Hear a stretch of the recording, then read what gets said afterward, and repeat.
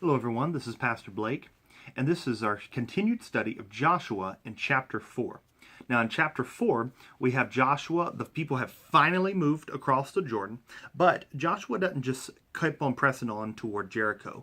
God tells them to do something very specific, and so they kind of have to stop. And now, in chapter 4, the priests are still in the river at this point, but all the people kind of went across, and the armies have also went across, and so we're past the Jordan, and then he asks for 12 people, one man from each of the 12 tribes represented in Israel, to grab a stone, and they're going to bring it back with them, basically. And then Joshua actually makes a memorial in the riverbed itself with rocks around the priest's feet as well. So the priests have already stepped into the river. The 40,000 people from Reuben, Gad, and half-tribe Manasseh have went across, ready for battle. And then the people have went across and around the priest. And so now, here's where we have it, all right? So let's start off reading chapter 4.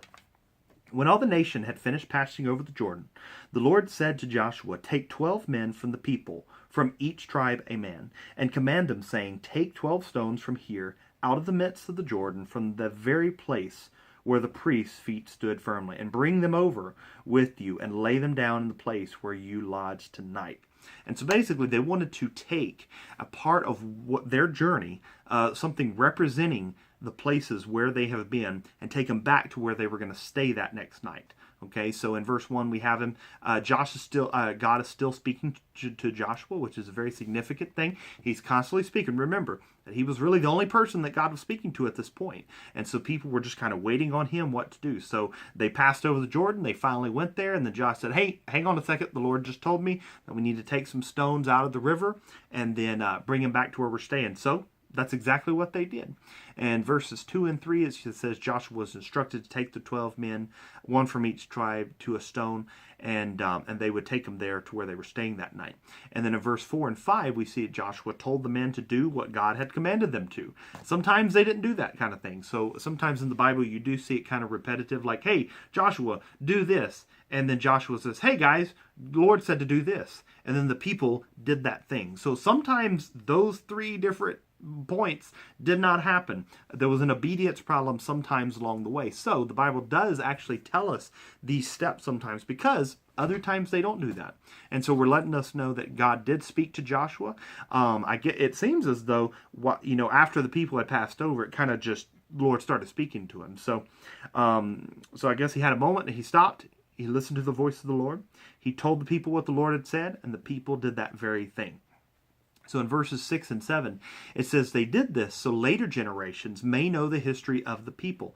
Many times in ancient groups, people use visual aids. We do know this from Egypt. We know the hieroglyphics. We know there's cave drawings. So this was kind of a physical representation of part of the story that was happening to Israel.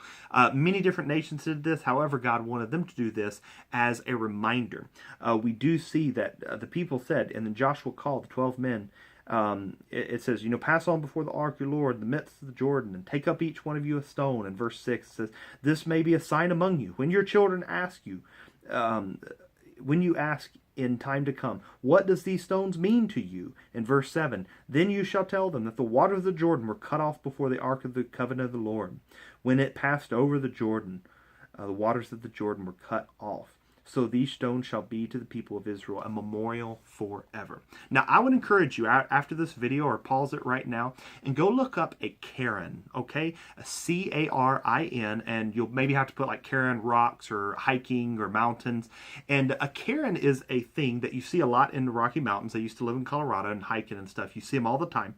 And they're basically these stacks of rocks that are obviously not just there for no reason. It's like a pyramid kind of thing, just a bunch of rocks. They can be 2 to 3 feet high. They're not super big monuments, but you do see them, and it's basically where the trail is going.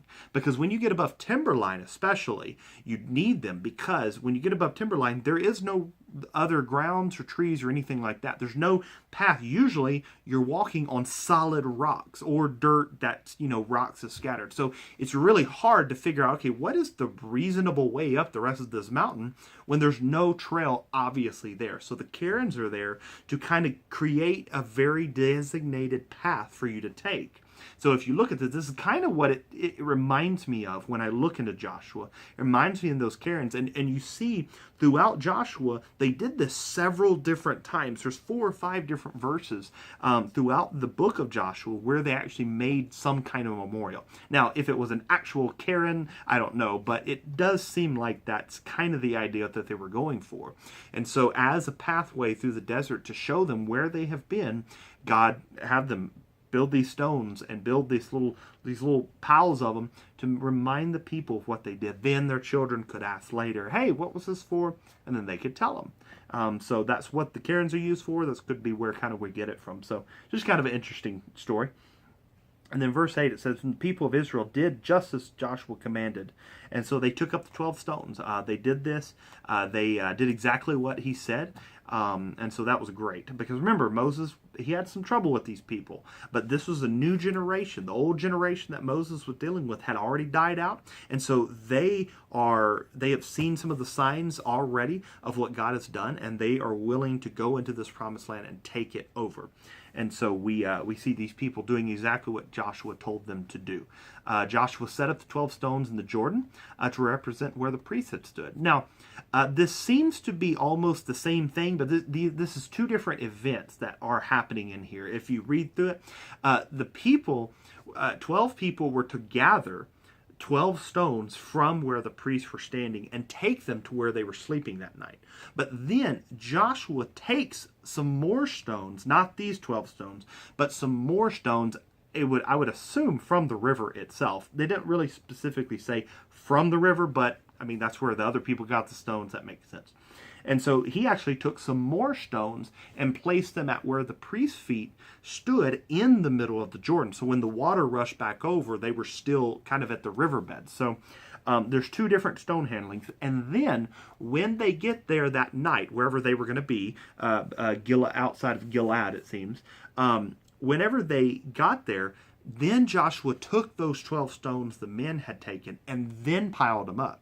So 12 men took the stones where they were going to sleep that night. Joshua took some stones and put it at the priest's feet in the river before they walked on. And then that night, Joshua took the stones and piled them up in where all the people were staying. So there's kind of 3 stone handling events here, but it seems like the way the wordage seems, it's a little out of order. So don't be worried about that, because it is really slightly out of order in the time frame. Because whenever you see in verse 10, it says, the priest stood by while all this took place, including all the Israelites passing by. But then all of a sudden, the story kind of changes, but it's talking about something before the people even got over Israel. Well, the chapter 4 starts off when all the nation had finished passing. But then he's telling you something that happened right before they passed over. Is when Reuben, Gad, and half-tribe of Manasseh, this is in reference to chapter 1, verses 12 through 15, when Reuben, Gad, and Manasseh made the promise with with Moses, that they would go and help their brothers and sisters of Israel take over the promised land. Then they were going to go back across the Jordan to regain their own land later. Well, then in chapter 1, Joshua reminds them, hey, are you still going to do this? And they said, absolutely, yes. Anything you need, we'll help you with. Well, then he's telling you, okay, well, they actually did this, what they said they were going to do, which they also promised to Moses that they were going to do. Before all this happened, the sons of Reuben, Gad, and half-tribe Manasseh passed over armed, ready for battle. And it even says in verse 13, it says, about 40,000 ready for war passed over before the Lord for battle to the plains of Jericho. On that day, the Lord exalted Joshua in the sight of all Israel. So 40,000 people were actually ahead of Israel before this time to actually help them go across the river and ready for war. I don't know if they expected a battle as soon as they got across, but they did know that they were going to take over the promised land, and they were going to go first. So 40,000 people were ready for battle, going across the Jordan first. Then the people passed over. But before that, the priest stood in there to part the waters. 40,000 went. The people went. Joshua did all the rock stuff, the 12 men. Then Joshua put up the rock. And then the priest went out of the river. So lots of moving parts in this chapter. But it makes sense whenever you really just read it comprehensively. So, but it's interesting. On verse 14 says something very specific. All this actually happened to show that Joshua was now in charge. It said that on that day the Lord exalted Joshua in the sight of all Israel, and they stood in awe of him, just as they stood in awe of Moses all the days of his life. And so we do see that they really could have just went to this river in some kind of droughting time, not the harvest time, and so the river could have been much, much lower, and they could have found a place to cross without God's help. This was reasonably something they could have done. However, God actually made them cross when they were not really able to cross. And so God could do this miracle himself, so then they could look to Joshua and be like, wow, man, Joshua, you're really hearing the Lord. Like, the Lord is really doing something to you. You're definitely our leader. We will definitely follow you after this. And so that's part of the reason why this all happened. This could have happened at a different time of the year and have been fine not needing this help. But God did it to exalt Joshua, to make sure they knew, look, hey, Joshua's in charge now. He's going to lead you. He's faithful to the Lord. He's going to help his people out. So, but then in 15, the Lord continues to speak to Joshua, and in verses 16 through 18, it says, God told Joshua the priests could come up out of the Jordan. Joshua told them, and they listened. When the priests left the Jordan, the river began to flow and overflow its banks again, just like it did before. So no water touched the people's feet or legs or anything. The Ark of the Covenant stayed dry. The priests stayed dry. The 40,000 men ready for war stayed dry. And so God did this so that they could be seen, the miraculous in front of their eyes. In verses 19 and 20, we see the people camped at Gilgal. That's it, not Gilad from earlier. I said that wrong. Gilgal, which is east of Jericho. Now remember, and I don't know, the way I think, I guess, I consider them moving out into the desert, into this land, but they're really moving toward the Mediterranean Sea, if you think about it on a map. They're moving toward the Mediterranean Sea. They're moving toward basically an ocean, and coming and boom, and then just spreading out from there. And so they're going toward a coastland, which is more fertile, which the water table would have been more higher, so much better access to stuff, making the whole entire area just simply a more plentiful area, which is the promised land that God promised to Abraham so long ago. And so we see that God is literally filling his promise in that. Remember, this is one of the first times that the people were named as a nation instead of a people. It's a very big deal. And so when Abraham was finally the promise from Abraham was finally being seen as being fulfilled by God finally getting these people on to this new land. And so they're becoming a nation by going over this very Jordan River, which they were not allowed to do because they were running around the desert because people were being disobedient to God. These people were the generation that were going to be obedient to God, and God was going to honor that. And so they camped at Gilgal, which is east of Jericho, so they're kind of going in toward the promised land. And they placed the stones there. In verses 22 and 23, Joshua told the people to tell all of their children why these stones were set up. And in 24, it says, this event also happened so the peoples of the earth would know Israel was being guided by a mighty God. Let's read that in verse 24. So that all the peoples of the earth may know that the hand of the Lord